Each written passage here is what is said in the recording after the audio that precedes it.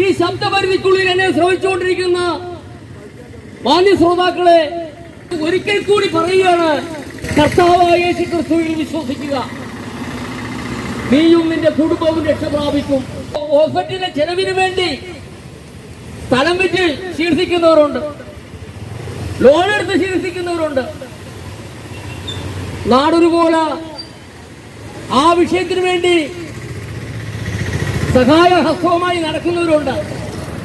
എന്നാൽ ഒരിക്കൽ കൂടി ഞാൻ പറയുന്നു, നിങ്ങളുടെ രോഗങ്ങൾ എത്ര വലുതാണെങ്കിലും യേശു ക്രിസ്തുവിന് കഴിയാത്തൊരു കാര്യവുമില്ല. വിശ്വസിച്ചാൽ ഈ അടയാളങ്ങൾ നടക്കും. വളരെ ആത്മാർത്ഥത്തോട് പറയുകയാണ്, അനുഭവിച്ചുകൊണ്ടിരിക്കുന്ന ഒരു വ്യക്തി പറയുകയാണ്, ഇന്നും കർത്താവായ യേശു ക്രിസ്തുവിൽ വിശ്വസിക്കുക, എന്നാൽ നീ നിന്റെ കുടുംബവും രക്ഷ പ്രാപിക്കും. അവിടെ തളർവാദ രോഗമോ, അവിടെ ക്യാൻസറോ, അവിടെ മഞ്ഞപ്പിത്തമോ, അവിടെ മാരക രോഗങ്ങളോ ഒന്നും പ്രശ്നമല്ല. കർത്താവായ യേശു ക്രിസ്തു നമ്മുടെ പാപത്തിന് പരിഹാരമായി തീർന്നിരിക്കുകയാണ്. പാപം മൂലമാണ് രോഗമുണ്ടാവുന്നത്, രോഗം മൂലമാണ് മരണമുണ്ടാകുന്നത്. രോഗമില്ലാതെ ഒരു വ്യക്തിയും മരിക്കുന്നില്ല. എന്നാൽ നമ്മുടെ പാപത്തിന് പരിഹാരമായി തീർന്ന കർത്താവായ യേശു കാൽവരി ക്രൂശിൽ നമുക്ക് വേണ്ടി അവസാന തുള്ളി രക്തവും നമുക്ക് വേണ്ടി ചൊരിഞ്ഞത് നമ്മുടെ പാപത്തിന് പരിഹാരമായി തീർന്നവനാണ് യേശു.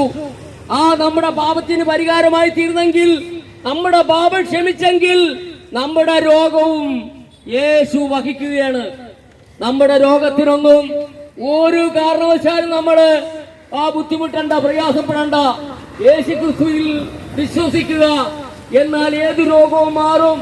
രണ്ട് സഹോദരിമാർക്ക് കൂടി ഒരു സഹോദരൻ ഉണ്ടായിരുന്നു. ആ സഹോദരന്റെ പേര് ലാസർ എന്നാണ്. യോഹന്നാന്റെ സുവിശേഷം 11-ാം അധ്യായം നിങ്ങൾ വായിച്ചാൽ അവിടെ കാണാം.